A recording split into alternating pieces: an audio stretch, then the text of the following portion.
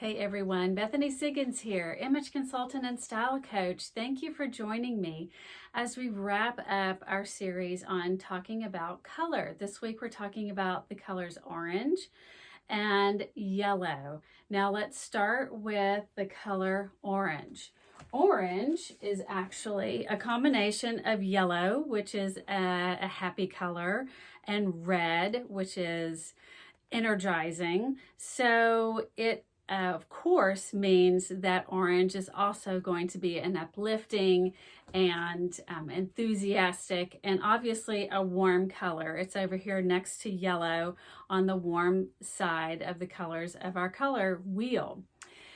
So it's very energizing. It grabs attention, and all of the colors, remember our visible spectrum from last week, all of the colors here are very noticeable. So orange is definitely one of those, and you'll see it a lot used in sports for that reason. Orange is said to raise our productivity, so this could be a very good color to use in work spaces. And it's also thought that orange will help us or help lift us up during difficult times. So it could be a good color to bring into your home or your surroundings if you're feeling a little bit blue. And that's kind of an interesting point there, because blue and orange are complements of each other on the color wheel. So feeling a little blue, bring in a little orange to lift you up. Now it is an energizing color, a very bright and noticeable color. In its purest form, it is quite difficult to wear. What we find most easily worn are people with autumn type coloring can wear the rusty color oranges really well. And most of us can do sort of softer, more coral colors, or even think of like an orange sherbet, which is a little bit softer. The thing to remember about all of the colors on the color wheel is that we're not as brightly colored as those colors are, right? So generally the colors that we're going to wear well are going to be softer than the colors on that color wheel. Now let's shift over to yellow. Yellow is happiness, it's joy, it's uplifting. It's the lightest color on the color wheel and in the visible spectrum. And it's also the warmest color. And we covered that when we very first started talking about color. It is said to enhance concentration. So think about the yellow legal pad. There's a reason for that. It's also said to help with recall and decision making. And we think of the light bulb moment, the fresh idea, that's yellow.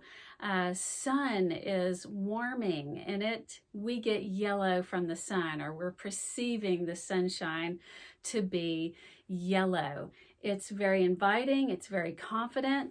The same with orange. So this is a color that extroverts may tend to wear, or if you just want to be someone who's standing out, whether an introvert or an extrovert, it may be a good color choice for you. It's very visible, just like orange and red, so you are going to see it on some signs, think the yield sign, and in crosswalks. It's going to be a little bit more visible during the rain on the concrete than, say, a white crosswalk would be. Now, too much of any of these colors, red, orange, yellow, are going to be a bit agitating. So again, I would say if you are needing some uplifting in a space in your home or for yourself personally, these are great colors to wear. If you need to be more soothed, then you put these more soothing blues, indigos, and violets into those spaces where you need to be calm. When we lived in Seattle, obviously it's a city known for its rain, and I won't deny that. It was quite rainy and gray a lot of times, and we had yellow walls in our home. So that enabled us to bring some sunshine into our home in an otherwise gray city.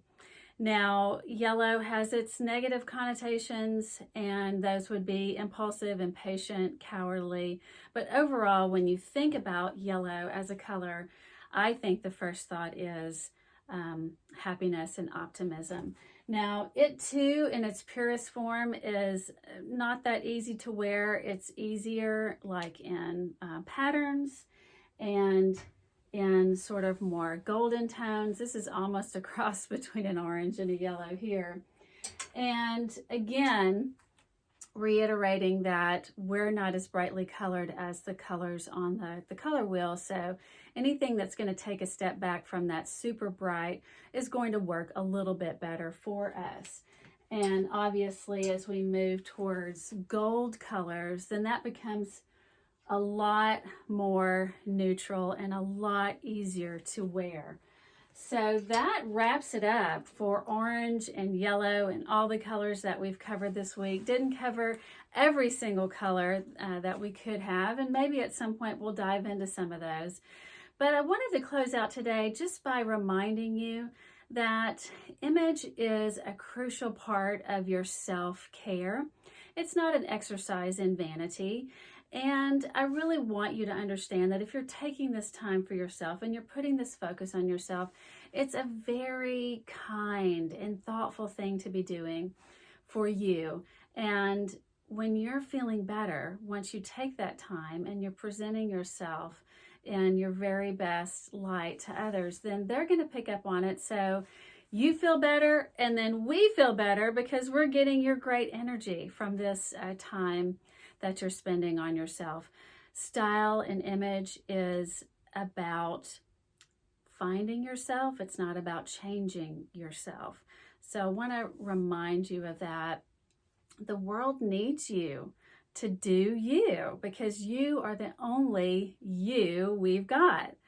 So next week, I think we'll do a quick recap on all of the things that we've covered. Not going to talk about every single thing, but just kind of wrap it up and share with you from January to April what we've covered, why I've covered it, and then we'll see where we go from there. So thank you for tuning in, and I'll see you next week. And remember, you're amazing just as you are.